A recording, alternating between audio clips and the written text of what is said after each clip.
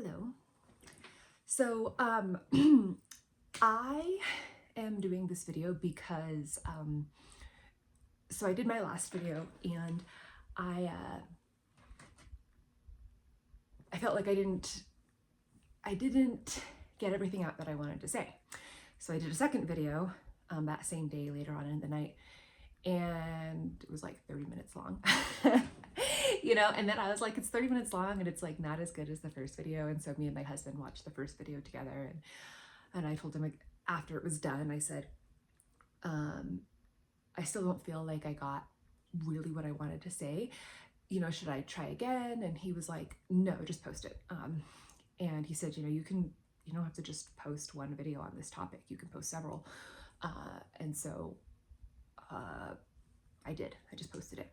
And I think the more you watch my videos, the more you will learn or see that a big belief or lesson of mine is to just be raw with stuff and just put out, even if it's messy, just start putting stuff out there. It gets better and better the more you make contact with it. So some of my first videos may not be as good as my videos, 3-4 years down the road, but who cares? But the point of doing these videos is to inspire people to start, even when they're not perfect, even when they're not fully confident, etc. But I'm getting off topic. So two things. One, after I posted my video and after I watched my last video, again, like I said, I was like, I'm not quite getting the full impact of what I want to say. That was the first thing. And then there were some things that were lingering that I really wanted to expand on. And so I was thinking about that a lot yesterday, and universe, God, spirit was also pouring into me inspiration. And it was so much so that last night I was just, my mind was going. And I was thinking in the same format that I'm talking right now. So I was like thinking as if I was doing a video, like as if I was talking to people, and it just would not go away. And it was just coming in ideas and thoughts and stuff. And so I told the universe, God, spirit, whatever you call it, I said, listen, I need to go to sleep, okay? So I'm gonna make a deal with you. I promise you I will not make any excuses, and I will do a video tomorrow. If you can just calm it down for a second, let me sleep, and I'll do it tomorrow. So here I am doing the video.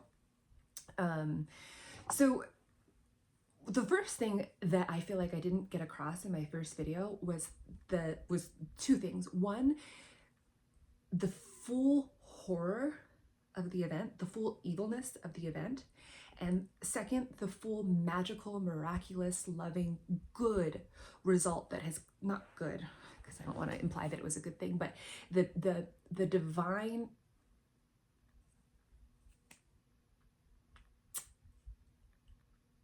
magic that has happened as a result of it, right? The absolute horror of the tragedy is like small compared to the absolute magnitude of the love and the transformation that it has caused. Again, like what the evil one meant for your harm, God will do for your good, times infinite fold.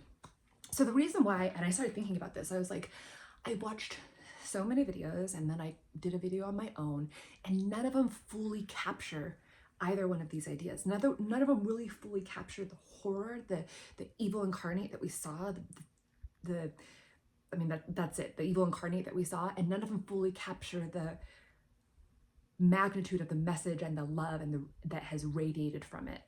And after thinking about it for a little while longer, I realized no words, no 20-minute video, no 5-minute video, no 30-minute video will ever capture those things. And if a video or words were able to capture those things, then they wouldn't be as powerful as we're saying they are. So it's okay.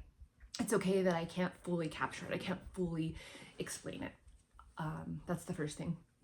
And then the second thing that I wanted to talk about was, I mentioned in the first video that one of the great things about this event that I think Charlie would just be like, I really think Charlie would say, if he knew it was going to happen and he saw the after effect, I really think he would say, let's go for it. because his ultimate goal was like really to bring people to save people, you know, because people who are Christians, they really believe about, you know, you want to save people, you want to bring people to the church, to Jesus, etc. And so the amount of people that are praying, the amount of people that are really being vocal about their beliefs and about love, like Chris Pratt, like he did this video of like, let's just pray. Like that was so powerful.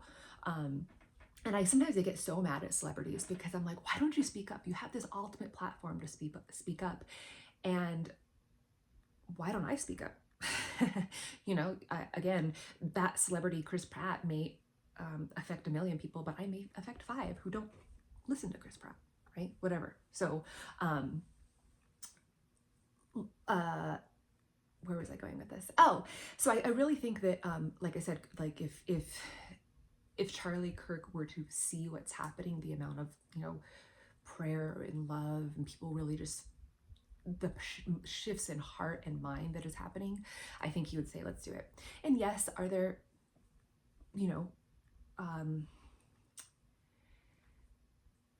are there still signs of hate in certain places? Yes.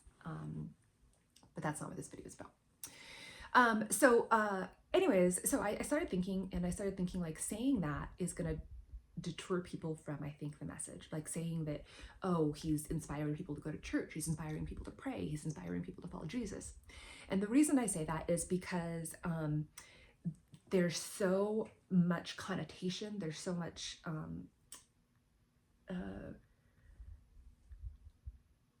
I don't know what the word is.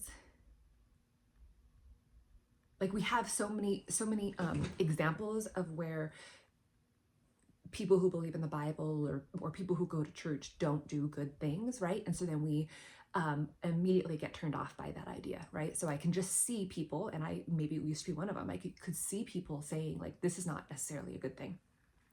And I think you're losing the point. And I think the reason why I need to do this video is because I need to talk to those people, because the people who get it, right? People who see it as a good thing, it's a good thing. I don't need to explain it, right? But I think my calling is to talk to the people who are being triggered by that versus being inspired by that, because I, again, was one of those people. So let me tell you something about my experience and something that I think is 100% true. So I've been part of a Catholic church. I've been, you know, not necessarily part of a Christian church, but I've, you know, engaged with Christian pastors. I listen to Christian pastors. I have lots of my family is Christian. Anyway, so you know, I grew up, I understand the Bible, you know, I went to Catholic school for 13 years, so I understand it from front to back. And I've seen why people get deterred from Christianity and Catholicism, because they can be so, because the people following it can be so hypocritical, right? They can be so focused on being saved by Jesus versus being saved by the message, right? And the message is love, right? So, you know, I used to have somebody who was really close to me, and he would do something wrong, or he, for example, he hurt me in a really bad way, and he went to confession, and he was like, I'm all good. I'm like, no, you're all good when you change your behavior. You're all good when you actually listen to the message, not just the going to church, right? So we have so many people who do that, right? I go to church for 1 hour on Sunday, and then that makes me a good person, but the rest of the week I'm a shit person, right? And so because of that, when we think about people turning to the church, not all of us, but some of us, when we think about people turning to the church or turning to Christ or turning to praying, we think that's not a good thing because of look of all of these horrors that have happened. Now, having said that, I have also been part of a spiritual church, right? Which is smaller, right? I've been part of the Center for Spiritual Living. I've been part of the Unity Church. I've been engaged in the yoga community. I've been a part of clubs where it's all about, you know, let's read these books and learn these spiritual truths and elevate ourselves to a higher level. And let me tell you something. Those people do the exact same thing. They misinterpret the message. You know, they preach peace, love, joy. They preach like everything happens for good, and we're all brotherhood. And their actions don't mimic that. They attack Christians. They, you know, they're yoga teachers, but they're absolute assholes, you know? So it has nothing to do with um, the belief system necessarily, you know? It has to do with people falling short, right? So you can say that, you know, Christianity must not be that good because look at all these bad Christians, but the message of love is what the Christianity is about. The message of peace and like unity. That's the message, and that's also the message in the spiritual communities, right? That's also the message in the yoga communities, and the people who try to read that and try to learn about that, they fall short every single day. And they fall short to the point where they're blinded to even the fact that they're falling short, right? I've seen it, right? Again, I've seen it in both sides, and it's icky. Like, I've seen it, and I've been like, I'm so confused. You're calling Christians and Catholics like these evil, demonic people, and you're spewing all this hate, and you're saying you're so much better because you're spiritual, but like, isn't the fact that you're spewing hate the opposite of that, right? Isn't the fact that you're passing judgment exactly what you're saying you hate about this other side? So the point is, the bigger message of what I feel like this event has inspired is not necessarily, because again, you might get triggered by this, it's not necessarily that people are turning to the church or people are praying. I think it's that people are turning to the message of love. And the message, the overarching message of love is in all of these religions. And again, I'm not even going to repeat it, but the overarching message of love is in all of these things. And this event has led to, how can I be more loving, right? Does this mean that for the rest of my life, I'm going to be the most loving person ever and I'm never going to get it wrong? No. But does it mean it's an important shift, and it's an important shift in the goal and the mindset? Yes, because any goal, whether it be for the goal of being more loving, or whether it be in your business, or whether it be, you know, on more of a superficial level, for example, in the business world, anytime we have a goal when it comes to, let's say business, right? We have a goal of how much money we want to make or how we want our business to grow. It's never a straight path, and we never get it right. Or we sometimes get it right. We don't always get it right. We have setbacks. We have to, you know, kind of figure out roadblocks that we weren't expecting. We say we're inspired and we're going to do this and we believe in ourselves, and then we have moments where we don't believe in ourselves. But does that mean that the ultimate goal is wrong? Does that mean that we should totally shift from that goal? No, it just means that it's a journey, and this event has put us all back on the right journey towards love. Now, the second thing I want to say about that is going back to the idea of, again, what we get so mad at, not we, but I know the type of person that gets mad at this because I used to be that type of person. We get mad at the person who goes to church on Sunday, right? And doesn't embody the message the rest of the week, right? Or focuses solely on, again, Jesus, but not Jesus's message, right? I had a yoga instructor once who told me, it's like when you try to point to something with a dog and they're looking at your finger versus what you're pointing at, right? We get so, I say we get so focused on the finger and not the message. That sounded weird, but you know what I mean. So anyway, so we have this, we're looking out and we're judging people for going to church but not embodying the message the rest of the week.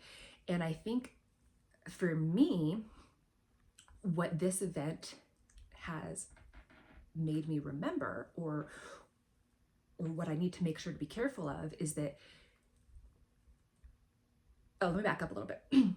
So people have been saying, you know, this is a spiritual war. And again, that can be triggering for people who don't believe in like Satan versus Jesus, you know, including myself. I believe in, if that's where you're at in your journey of how you understand things, that's great. I support you. Like, keep asking God for more and more clarity and it'll come in whatever form, right? But again, I think saying that can be triggering to people who just aren't who see love and life and the world differently, right? But having said that, I do believe it's a spiritual war. And again, those might be the wrong words, but don't let words trigger you, because then that's how we got to where we are, right? Like, get to the deeper message. But I think the deeper message is like, it's a spiritual war in that I can't compartmentalize where I'm going to be loving. I can't compartmentalize where I'm going to forgive, right? So this event for sure has told me, like, I need to just be able to have loving conversations and send love to people who don't agree with me politically. I need to be able to do that. I need to be able to figure out how I can talk to them. And when they talk back with hate or something that's, clearly demeaning, how can I not mirror that back? How can I stay true to what I believe, but also stay loving, right? How can I not sink to that level? And that's so important. But how can I do that in all areas of my life?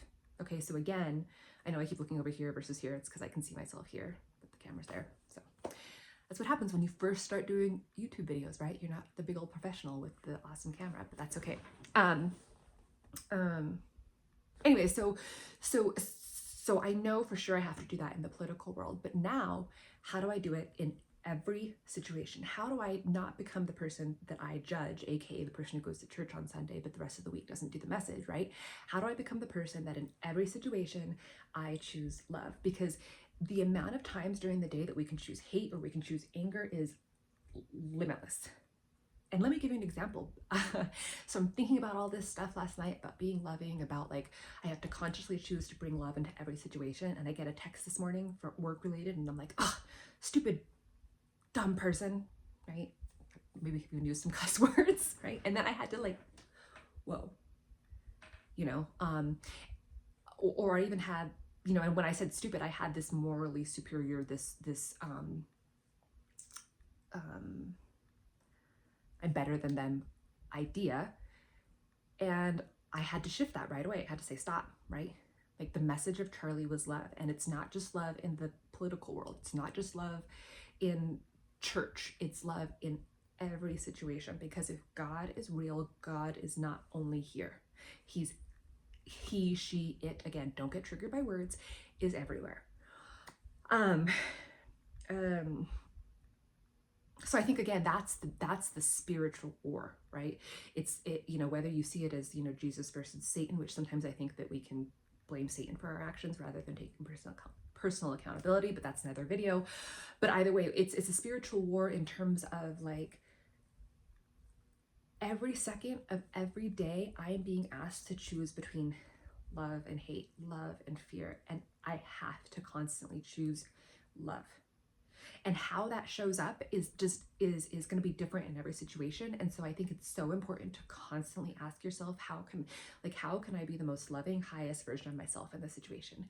And that doesn't necessarily, because that might mean I have to figure out how to set boundaries and show them something that they're not seeing, right? That might mean I have to say no in this situation, or it might mean I have to let this go, or it might mean, I have to let them have their journey, because it's always going to show up a little bit different. There's no one right answer, right? So for example, this morning, when this person said something that I just felt was so stupid, I have to come back and I can't say, oh no, they're not, that what they said is not stupid. That's not love, right? I have to say, okay. And in this particular situation, this person I have seen objectively clearly has some mental stuff going on, and I am not going to react to that, but I am going to say, like, I wish you the best. I'm going to respond with facts. How you respond back is on you, and how I react, how you respond is on me, and that's how I can show up as my most loving self in this situation. And we have to constantly do it. And there, again, that's where the spiritual war is.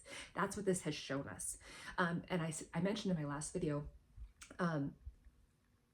that event, seeing that event was just like evil incarnate in front of us, right? It just showed us what the true hate in our heart looks like, right? And whether I obviously I didn't have any hate for Charlie Kirk. We had love for Charlie Kirk, but that doesn't matter, right? it was still a manifestation of that little hate inside of me. And we all have it. Anybody who says they're completely free of hate is full of BS, right? But we all have it, and it really was what spiritual people talk about as the cosmic 2x4, right? So God will whisper to you, you can't be hateful. You have to figure out a way to choose love. You can't be hateful. You have to figure out a way to choose love. Whisper, whisper, a little bit louder, a little bit louder, a little bit louder. And then there's the cosmic 2x4 that hits you in the head and wakes you up. And that was the cosmic 2x4 of, this is what the hate looks like. And you can say that you're better than whoever did this, and maybe to an extent you are, right? But that person, that hate didn't come in overnight. It built. And so you have to watch for it in yourself, and you have to constantly choose differently. Okay, so whether you're a yoga, or whether you're in the spiritual community, whether you're an atheist, whether you're a Christian, whether you're a Catholic, I mean, I guess I don't really know what atheists, I don't know if they believe in love. I mean, everybody's different. But anyways, no matter what you're in, let's stop focusing on how the other side is being hypocritical. Let's stop focusing on how they claim that the message that followers of Jesus fall short. Like, let's stop doing that. Let's stop even judging the spiritual world, because that's kind of what I'm doing now, right? And let's focus on ourselves, right? Like, what do I believe? And in this moment, not on Sunday, not in when I'm having a political conversation, but in this moment, how am I embodying what I believe? How am I choosing to live out what I believe? And again, it has to be a constant question, because, something I mentioned about Charlie Kirk is every day he said, how can I do God's will? And word that for yourself however you need to. How can I embody love today? And the answer will come, I promise you. When you're open, when you're calm, when you're willing, it'll come. And if you don't hear it the first time, I promise you it'll get louder and louder and louder. I think that's probably all I want to say. I think the one last thing I'll say actually is, again, I didn't agree with Charlie Kirk on everything, right? But I believe in his basic principles and his basic intent. And one of the things that listening to some of his messages has brought up for me is like the cliche of go home and love your family, go home and love your husband, wives be good to your husbands, husbands be good to your wives. And I think just like hate builds, love builds, right? So maybe I can't love my enemy right now, but let me start with something that's easy to love. So for me, like, it's my husband, it's my mom, it's my dad, it's my grandparents in heaven. Like, they're so easy to love, because for me, they are living proof of a loving God, right? And then I build it out, right? So it's so like I may not be able to love everybody right now, but I have to start with where I'm at. And I have so much more to say on that, but I'm going to say one more thing that of course I'm going to forget. Oh, I know. So Abraham Hicks, who I recommend if you're at this place in your journey that you listen to, she talks about this a lot, or he or it, whatever you call it.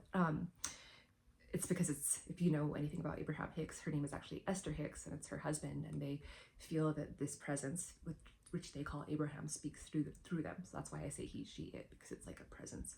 But anyways, she talks about this a lot. She says, when you're out of alignment, or when you can't be positive about something, start general. Start getting into the alignment of something that you can be positive about, and then slowly start weaning it down, right? So start if you can't be grateful, if you're just like not in a grateful mood, start with something that you have to be grateful for. Like, I'm so grateful I can breathe. I'm so grateful for this room, right? And it's the same concept with love, is that, again, Charlie Kirk talked about like the family is so important. So for me, the very first thing that I have to do, the very first people I have to love are the people that have been assigned to me, which are again, really easy people to love. So I'm very blessed, right? So my husband, my dad, my mom, how can I show them more love today? How can, in every interaction with them, just really let the love in me grow? Okay, I wanted this to be a short video and I'm at 25 minutes, so whatever. Apparently my videos are going to be long. And my husband said something, sorry I'm rambling, but he said, you know, a lot of people have short attention spans, and I get that. And that might mean my videos aren't for you.